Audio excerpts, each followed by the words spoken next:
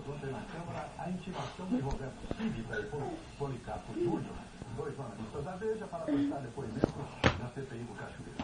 A proposta é absurda.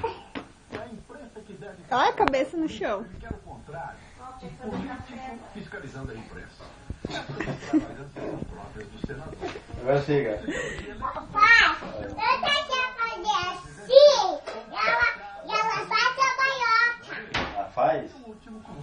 Sai, pai. Eu? Mamãe vai fazer. Mamãe vai fazer. Foi? Pai. Coitado do Mãe.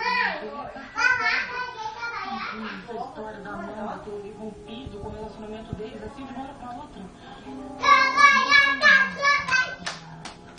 Por isso que ela tá aqui. Aí também faz. Ó, pescoço, chega. Aqui é o pescocinho seu. O seu sim é fraquinho.